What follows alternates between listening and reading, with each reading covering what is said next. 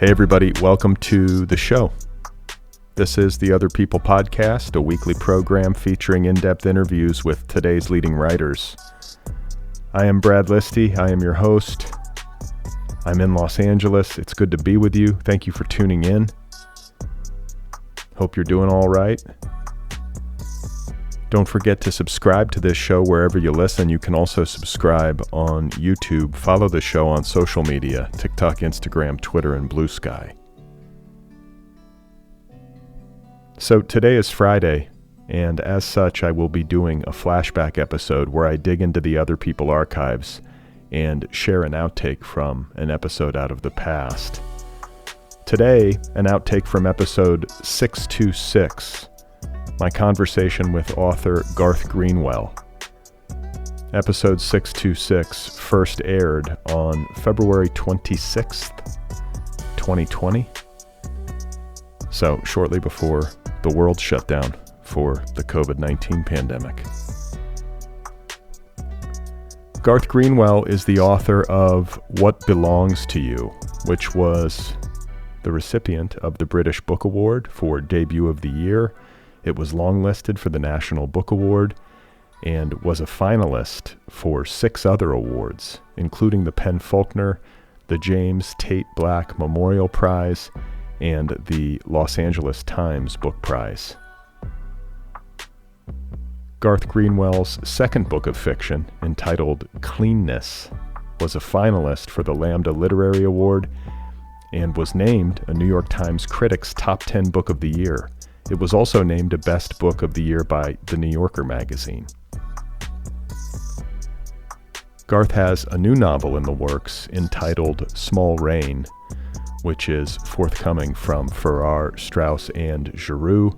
He currently lives in New York, where he is a distinguished writer-in-residence at NYU. A flashback to episode 626, my conversation with Garth Greenwell, is coming up in just a moment. A quick reminder that I do a weekly email newsletter. You can subscribe over at bradlisty.substack.com. And if you are a regular listener of this show, if you get something from it, if you tune in week after week, I hope you will consider joining the Other People Patreon community over at patreon.com/otherpplpod. Help keep this show going into the future. Today's episode is brought to you by Overlook Press, publisher of How It Works Out, the debut novel by Myriam Lacroix. It is a book that poses the question, what if you had the chance to rewrite the course of your relationship again and again in the hopes that it would work out? Miriam and Allison, the book's principal characters, are a couple, and over the course of this book, their relationship begins to unfold through a series of hypotheticals. What if they became mothers by finding a baby in an alley? What if the only cure for Miriam's depression was Allison's flesh? What if they were B-list celebrities, famous for writing a book about building healthy lesbian relationships? How much darker or sexier would their dynamic be if one of them were a power-hungry CEO and the other her lowly employee? How It Works Out is a genre-bending, arresting, uncanny, and often funny exploration of queerness, love, and our drive for connection in any and all possible worlds. That's How It Works Out, the debut novel by Myriam Lacroix, available from Overlook Press.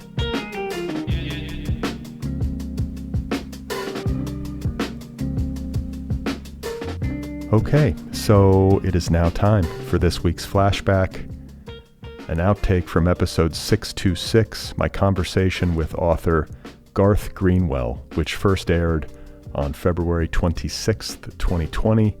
A reminder that the full episode 626, is available wherever you get your podcasts. So if you like what you hear in this flashback and you want to go in for the full conversation, just look for episode 626. It is there. All right, so here we go with another flashback. This is me in conversation with Garth Greenwell. And When I talk to my students about how to improve as stylists, I mean, we do talk about mechanical, sort of technical things, but I actually think style is the least willed part of being a writer. And I think if you try to engineer it, it can sound very artificial. It can sound like someone trying to, put on a British accent or something. But I do think there are things you can do to try to open your style up to kind of more of the languages, the influences, the aesthetics that sort of make up your life. And for me, my first education in art was in classical music as a singer. My second education... Like opera? Yeah, I studied opera. A high school choir teacher in my public high school in Kentucky heard something in my voice and gave me voice lessons after school when I was 14 and introduced me to opera and gave me art. And that was really the thing that really allowed me to escape a world that didn't want me to exist. Where in Kentucky was this? So I had kind of a split childhood. I was in school in Louisville, but then my family farm, the tobacco farm, is in a tiny little place called Sonora, Kentucky. And that's where we spent weekends and summers and all of that. And so, yeah, I mean, Kentucky in the late 80s, early 90s, pre-internet, was not a great place to be a queer kid, and I was a really lost kid. And then this guy, in this act of extraordinary generosity, gave me art, and that's what allowed me to find a world where I could sort of exist, where I felt like I did have a place. And after music, my second education in art was in poetry. And all of my literary education was in poetry. And for 20 years, I was writing poetry and never thinking about writing fiction. And so when I started writing my first novel, What Belongs to You, I was living in Sofia, Bulgaria, teaching high school there. And, I started writing these sentences. I didn't think of it as writing a novel. I thought of it as writing sentences. And I had no idea how to write prose. I had never written creative prose, imaginative prose. And I think I wrote with the tools of a poet. And also musical. And also musical. I mean, all of my ideas of narrative, of tension, of structure are musical and operatic. And that's for better and for worse. But my sense, when I feel like structurally a piece of writing isn't working, what I turn to are sort of musical analogies. Like, I will feel not that there's some gap in plot or some gap in character development. I will feel like there's a chord missing in this, harmonic progression. And, or teaching Virginia Woolf. I was just teaching Virginia Woolf the other day, Mrs. Dalloway, and the only analogy that made sense to me for how she uses POV and how she jumps between consciousnesses was sort of tonal and harmonic, and sort of like the harmonic language of Debussy is how I think of her use of POV. That's just it's just the education that I had. It's just what I turned to. But that does mean that sort of music, rhythm, a sense of the materiality of language, a sense of language, a sense of syntax as expressive. Singing opera is a kind of extraordinary education in the emotional potential of suspending language in time. I mean, many opera arias are very few words sung over, great distances. And I think my attraction to a very expansive syntax comes in large part from that. But you said, and you said earlier that the style is the least willed part of the process, which makes sense because it's just kind of, at some level, it's just what comes out of you if you're writing from your natural self and you're not posing. Yeah, or it's what feels right, and this is, again, a tricky thing when it comes to teaching. I'm thinking a lot about teaching. I don't have a regular teaching job, and I'm teaching this semester as a visiting professor. And so I'm thinking a lot about teaching. And it's a difficult thing when it comes to teaching because it has been very important to my life as a writer. The fact that, like, scholarship has been important to my life. Criticism has been important to my life. Right, like writing criticism. Writing criticism. I write, I write about literature, and I write about literature in quite analytical ways. Like, I love taking apart a sentence and seeing how the syntax works. And I do think that that's a kind of important training in being a writer, like doing that to other people's sentences, sort of constantly taking apart these engines and then seeing how they're put together. But then when I'm writing, it feels very important to me to kind of shut that down. And my role when I'm a writer, I don't have to understand any of that stuff about my own sentences. I just have to keep working them until they feel right, and it's that feeling right that matters. And then it's somebody else's job, if they feel moved, to, take that apart and figure out, why does that feel right to this particular writer in this particular writer's aesthetic world.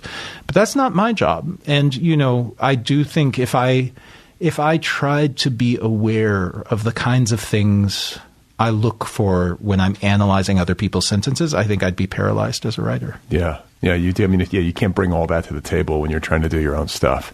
I think it's a lot. It would be a lot. But it's there, And I mean, one example I give, a deep belief of mine about art making is that when one is making art well, like, good art is smarter than the artist that made it.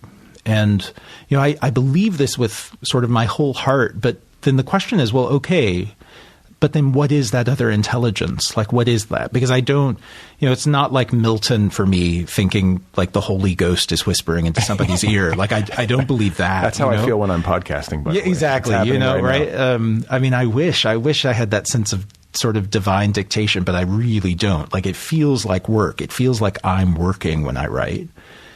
But there is this other intelligence, and in part it is the intelligence of language and the intelligence of certain traditions within that language, so that, if you have studied a tradition and steeped yourself in a tradition and a certain use of English, then I think it is true that language gets magnetized in a certain way. Sentences have a tendency to want to move in a certain way. If you've read as much Henry James as I have, then I think that you get a sense of ways that sentences can move, and that becomes like a little force of magnetism that exerts itself on your own sentences. If you're writing poems, rhyme is like this. Rhyme, I think, when I read W.H. Auden, these extraordinary poems in which the rhymes articulate kind of a parallel or contrary argument to whatever the poem is saying.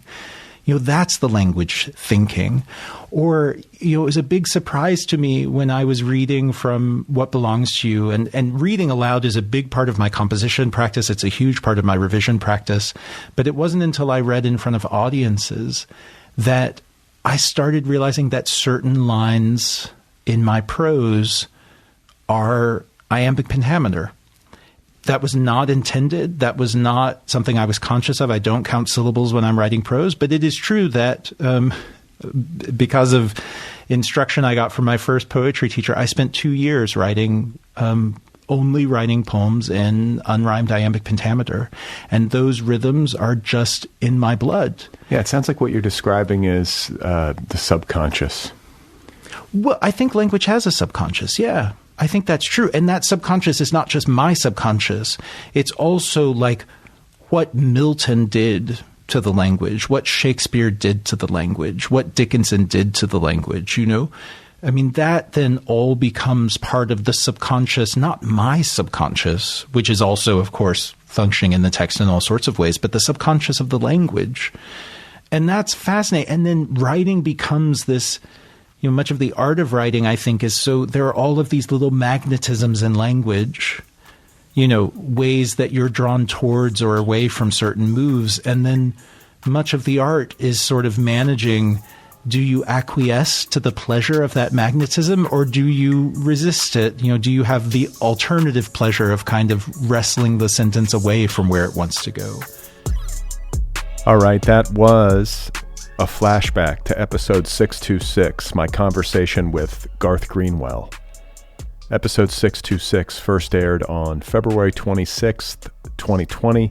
If you would like to hear the full conversation with Garth Greenwell, just look for episode 626 wherever you get your podcasts. You can find out more about Garth Greenwell and his work at garthgreenwell.com. Follow him on Instagram, Twitter, and Facebook. He also has a Substack. Check that out. Don't forget to subscribe to this show wherever you listen. You can also subscribe on YouTube. Follow the show on social media, TikTok, Instagram, Twitter, and Blue Sky. If you would like to receive my weekly email newsletter, you can subscribe over at bradlisty.substack.com. And if you want to join the Other People Patreon community, you can do that at patreon.com/otherpplpod. Help keep this show going into the future. If you have 2 minutes and you want to help me out a little bit, please give this show a rating wherever you listen. Write a little review. It helps the show in the algorithm. It helps it find new listeners. If you would like to join my book club or get an Other People t-shirt, you can do that at the show's official website, otherppl.com. I have a book out. It's a novel called Be Brief and Tell Them Everything. That's my latest book. It's available now in trade paperback, ebook, and audiobook editions. I narrate the audiobook. So if you want to read my book or listen to me read it to you, you can do that. Once again, it's called Be Brief and Tell Them Everything. All right, so coming up on Sunday, there will be a Craftwork episode all about the life of a bookseller. I will be in conversation with Paul Yamazaki, who has been the principal book buyer for City Lights bookstore in San Francisco for more than 50 years. A fascinating conversation. Paul Yamazaki has a new book out called Reading the Room. That is available from Ode Books. The life of a bookseller coming up on Sunday. Stay tuned.